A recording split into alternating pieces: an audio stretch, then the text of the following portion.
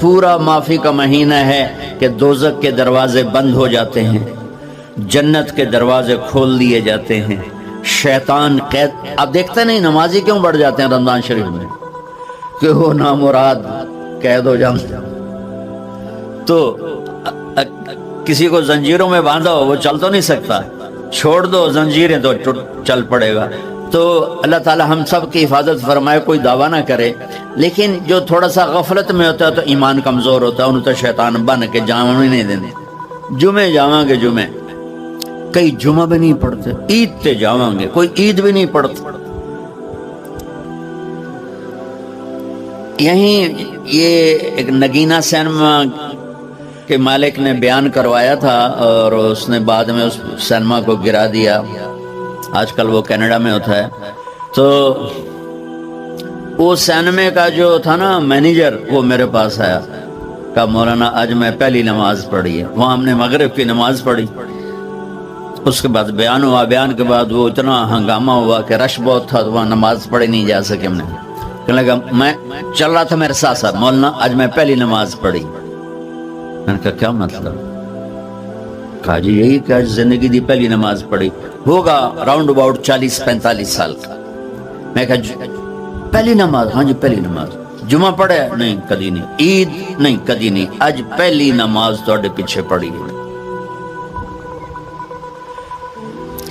شیطان جب قید ہوتا ہے تو زنجیریں کھل جاتی ہیں تو نمازی بڑھنا شروع ہو جاتا ہے.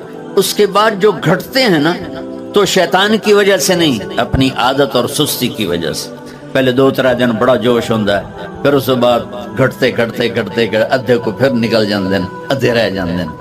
تو تراویح میں بھی پہلے پوری مسجد بھرے گی، پھر ایک صف جائے گی، پھر دوسری جائے گی، پھر تیسری جائے گی.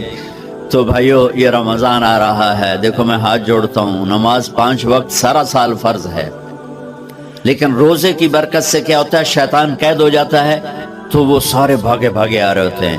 اللہ سے مانگ لو اس رمضان میں کہ یا اللہ ایسی توفیق دے کہ موت تک نماز نہ چھوٹے. رمضان میں بہت سے لوگ رشوت لینا چھوڑ دیتے ہیں کہ نہیں جی ہن رمضان شریف آ گیا. رمضان شریف بھی تو آیا ہے، لیکن اصل میں شیطان قید ہوا ہے تو اب کہہ رہے نہیں ہن رشوت نہیں لینی، مہینے بعد لواں گے. ڈنڈی مارنے والا کہتا ہے نہیں صحیح تولنا ہے، پھر رمضان تو بعد کٹھی کسر کر لواں گے. وہ کیا وجہ ہے پیچھے؟ ایک تو رمضان کی برکات ہیں، اور ایک شیطان کا قید ہونا ہے، اور ایک جنت کے دروازوں کا کھل جانا، دوزخ کے دروازوں کا بند ہونا، اللہ کے عرش کا پہلے آسمان پہ مستقل ڈیرا ڈال دینا، اور پھر اعلان کرنا ہے کوئی بخشش آنے والا ہے، کوئی معافی مانگنے والا ہے، کوئی توبہ کرنے والا ہے، کوئی جنت مانگنے والا ہے، کوئی دنیا مانگنے والا، آؤ مانگو. اور ایک فرشتہ اعلان کرتا ہے اے بھلائی کے چاہنے والے شاباش آگے بڑھ، اور دوسرا فرشتہ اعلان کرتا ہے اے برائی کے کرنے والے بس کر اور واپس آ جا، بس کر اور واپس آ جا. رمضان کا مطلب ہے جل جانا، رمضان کے لفظ کا مطلب ہے جل جانا. جلنے کا مطلب کیوں ہے اس میں؟ کہ رمضان میں اللہ سارے گناہوں سے اپنے بندوں کو پاک کر دیتا ہے اور ان کے گناہوں کو جلا دیتا ہے، جس سے وہ پاک ہو کر جیسے سونا آگ میں جل کے خالص ہو کے باہر آتا ہے، روزہ رکھنے والا بھوک کی آگ میں جل کے خالص ہو کے باہر آ جاتا ہے، اللہ اس کے سارے گناہ معاف فرماتا ہے. دھیان نہ سنیں، سب سے اعلیٰ درجے کا مسلمان، میرے نبی کا جواب،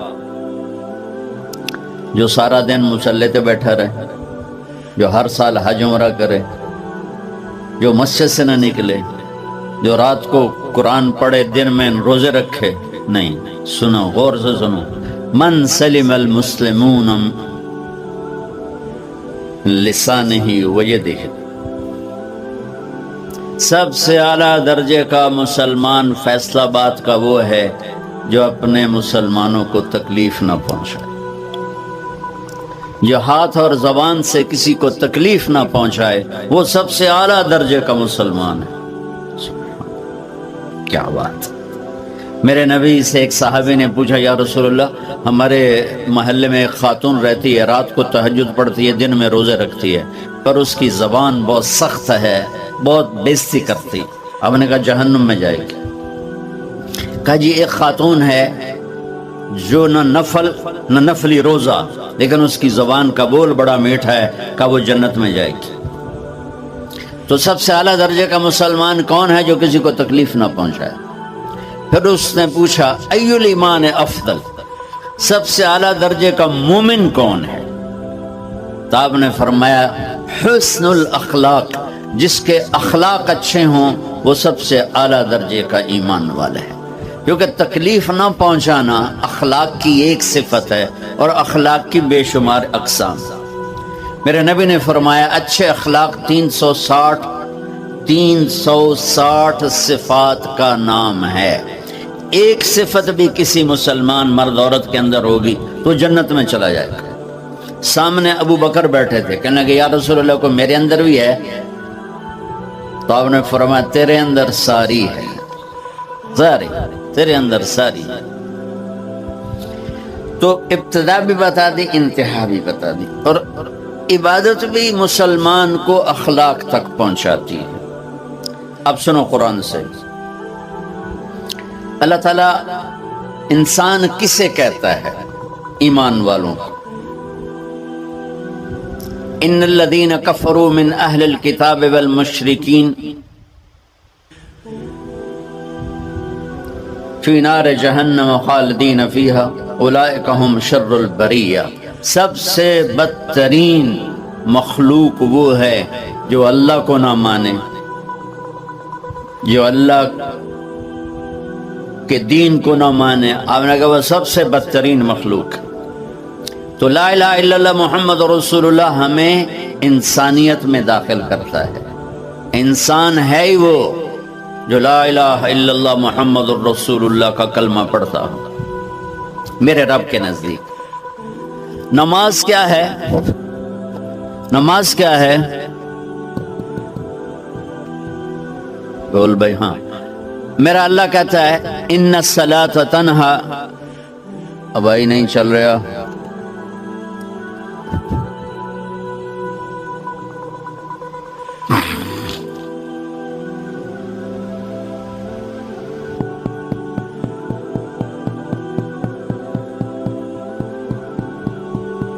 تھوڑی آواز ہے.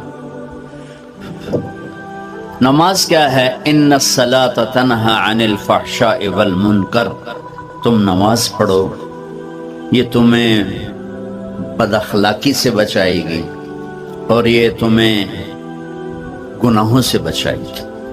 تو نماز بھی انسان کو اخلاق تک لے جا رہی، فحاشی سے بچائے گی، گناہوں سے بچائے گی، اخلاق کی طرف سفر. روزہ آ رہا ہے. روزہ کس لیے ہے؟ کتب علیکم الصیام کما کتب علی الذین من قبلکم لعلکم تتقون. تم پر روزہ فرض کیا ہے جیسے پہلوں پہ کیا تھا تاکہ تم تقوی والے بن جاؤ. تقوی والے کون ہیں؟ وسارعوا الی مغفرۃ من ربکم وجنۃ عرضها السماوات والارض اعدت للمتقین. کہ میرے بندو دوڑو جنت کی طرف جو تقوی والوں کے لیے. متقی کون ان دن تقوی والے یا اللہ کا؟ الذین ينفقون فی السراء والضراء کا جو میرے نام پہ سخاوت کرتے ہیں، چاہے تنگ دست ہوں چاہے پیسے والے ہوں، چاہے تھوڑا مال ہوئے چاہے زیادہ مال ہوئے، وہ میرے نام پہ خرچ کر دیں. الکاظمین الغیظ جو غصے کو پی جاتے ہیں، والعافین عن الناس اور جو لوگوں کو معاف کر دیتے ہیں. اللہ تعالیٰ کہہ رہا ہے یہ تقوی والے ہیں. تو روزہ بھی اخلاق پہ لے جا رہا ہے. فمن فرض فیہن الحج فلا رفث ولا فسوق ولا جدال. میرے رب نے کہا حج کا ارادہ کر لیا ہے تو زبان کی گندی، زبان کا گندا لہجہ اور زبان کے گندے بول سے بچو، لڑائی سے بچو، گناہوں سے بچو. تو حج بھی میٹھے بول پہ لا رہا ہے، لڑائی سے بچنے پہ لا رہا ہے، نافرمانی سے بچنے پہ لا رہا ہے. خذ من اموالہم صدقۃ تطہرہم وتزکیہم بہا وصلی علیہم. میرا رب فرما رہا ہے میرے محبوب ان سے زکوٰۃ لیں اور ان کو پاک کریں. اور ان کا تزکیہ کریں، ان کو ایک اچھا انسان بنائیں۔ زکوٰۃ ہو اخلاق بنتے ہیں، روزہ ہو اخلاق بنتے ہیں، حج ہو اخلاق بنتے ہیں، نماز ہو اخلاق بنتے ہیں، کلمہ ہو انسان بنتا ہے۔ یہ اتنا زور کیوں دیا ہے اخلاق پر کہ میرے بھائیو، اچھا معاشرہ جو وجود میں آتا ہے وہ ایک دوسرے کو معاف کرنے سے وجود میں آتا ہے۔ مسجد نماز کے لیے ہے، اور نماز ایک انفرادی عمل ہے جو کر کے میں گھر چلا جاتا ہوں، دفتر چلا جاتا ہوں، پڑھوں نہ پڑھنے کا گناہ مجھ پر، پڑھنے کی نیکی مجھ پر۔ لیکن اگر میرے اخلاق برے ہیں، روزہ میری چیز ہے، رکھوں اجر، نہیں رکھوں پکڑ، زکوٰۃ دے دوں اجر نہ دوں پکڑ، حج کر لوں اجر نہ کروں پکڑ۔ صرف میری ذات سے کے گرد ہے نماز بھی، روزہ بھی، حج بھی، زکوٰۃ بھی۔ لیکن برے اخلاق جتنا معاشرے میں میرا اثر ہے وہاں سب تباہی پھیلا دیں گے، اور اچھے اخلاق جتنا معاشرے میں میرا اثر ہے وہاں خوبصورتی کو پھیلا دیں گے۔ عبادت چھپ جاتی ہے۔ میں نے فجر پڑھی ہے کہ نہیں پڑھی آپ کو پتہ ہے؟ بولو، آپ نے پڑھی ہے یا نہیں پڑھی مجھے کوئی پتہ ہے نہیں ہے۔ لیکن یہاں بیٹھ کے اللہ نہ کرے میں فرقہ واریت کی بات کروں، آپ سب کو پتہ چلے گا کہ نہیں چلے گا کہ مولوی اگلا رہے ہیں؟ اور یہاں بیٹھ کے میں محبت کی بات کروں تو آپ کو پتہ چلے گا کہ نہیں چلے گا کہ یہ محمد مصطفیٰ صلی اللہ علیہ وسلم والے اخلاق بتا رہا ہے۔ تو اخلاق چھپتے نہیں، برے ہوں یا اچھے ہوں، ظاہر ہوتے ہیں۔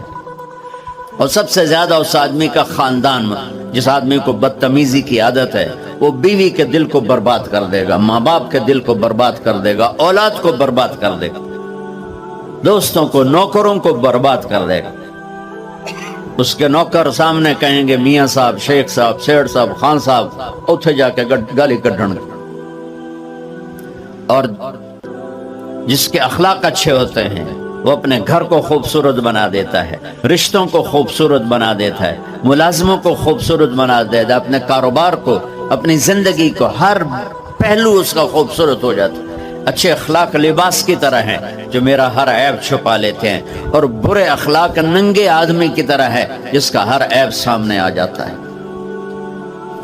اور اللہ کی رحمت اتنی طاقتور ہے کہ میرا رب فرماتا ہے، یہ تو میں نے 5 غلطیاں بتائی ہیں، لیکن میرا رب فرماتا ہے میرا بندہ میں تجھے عمر بھی دیتا ہوں، طاقت بھی دیتا ہوں، تو اتنے گناہ کر کے زمین فیصل آباد کی سے اٹھا کر آسمان کی چھت کو لگا دے، ساری دنیا گناہ گار ہو جائے نا تو آسمان کیا چاند تک بھی گناہ نہیں جا سکتے۔ اور میرا اللہ کہہ رہا ہے ایک مرد عورت اتنے گناہ کرے کہ آسمان کی چھت کو لگا دے، پھر صرف ایک دفعہ مجھے کہے یا اللہ معاف کر، تو میں سارے ہی معاف کر دوں۔ تو بھائیو یہ رات بھی معافی مانگنے کی ہے۔ تو میرے عزیز، رمضان شریف آ رہا ہے، اپنے دل کو کینہ سے صاف کرو، بغض سے صاف کرو، نفرت سے صاف کرو، کسی سے لڑے ہوئے ہو اللہ کے واسطے صلح کر لو۔ یہ لڑنے کی جگہ نہیں ہے، محبت کر کے جاؤ تو اللہ بڑے اونچے عالی درجات نصیب فرمائے گا۔ اور اللہ تعالیٰ موقع دے تو رمضان میں ایک 3 دن تبلیغ میں اللہ کے راستے میں ضرور لگا لینا۔ تو سارے بھائی نیت کرتے ہو؟ سنتیں پڑھ۔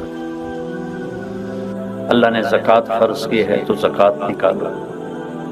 اب تو اتنے حالات ہیں کہ متوسط طبقہ بھی زکوٰۃ کا مستحق ہے، اپنے زکوٰۃ سے بڑھ کے نکالو، کیونکہ زکوٰۃ دینے والا بخیلوں سے تو نکل جاتا ہے، لیکن سخیوں میں داخلہ اس سے اوپر کرے گا تو 2,500 دے دیا نا 1 لاکھ میں سے، تو باپ پہ بخیل کا لیبل نہیں لگے گا، لیکن سخی کا بھی نہیں لگے گا۔